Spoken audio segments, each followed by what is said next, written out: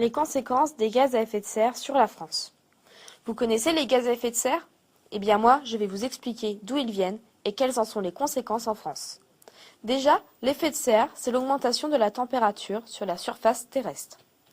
Les gaz provoquant cet effet de serre sont pour la plupart naturels, comme le CO2, émis par les voitures, CH4, émis par les flatulences des bovins, N2O, comme les engrais, et un exemple de gaz produit par l'homme, comme le CFC, qui est un gaz réfrigérant.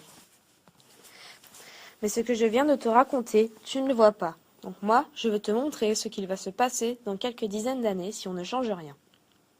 Si tu habites dans la région Île-de-France, il faudra prévoir des canicules, une migration d'oiseaux exotiques, un changement de couleur des champignons de Paris, une invasion de moustiques tigres qui vont donner des maladies, et une pénurie d'eau, jusqu'à 15% en moins dans les fleuves d'Austerlitz.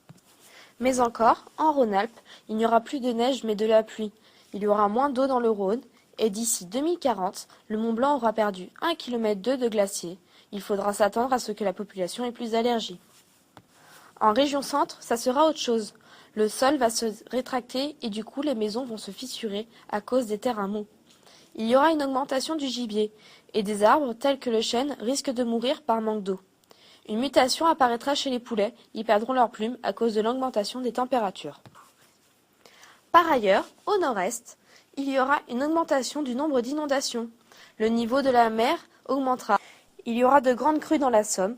Le niveau du Rhin augmentera aussi. La population sera plus importante et de nouvelles espèces apparaîtront. Par contre, les sous-sols seront menacés. Et par la même occasion, le champagne en France, produit dans nos caves, va peut-être disparaître.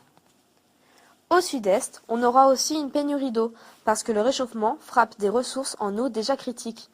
Il y aura moins de poissons dans la mer, mais il sera plus diversifié. Par contre, il y aura une augmentation des risques météorologiques et des fruits étrangers. Malheureusement, la Camargue risque d'être entièrement inondée. Dans le sud-ouest, les crues seront plus grandes à Bordeaux. On cultivera non pas du maïs, mais du sorgho, car il résistera mieux aux grandes quantités d'eau. À cause de toute cette humidité, le marché du roquefort va exploser. Par contre, la maladie du chikungunya va s'installer dans cette région. Et enfin, dans le nord-ouest, le réchauffement des eaux attirera la faune du sud. Le port devra s'adapter à la chaleur, il n'y aura plus de culture d'huîtres et on cultivera maintenant le vin en Bretagne.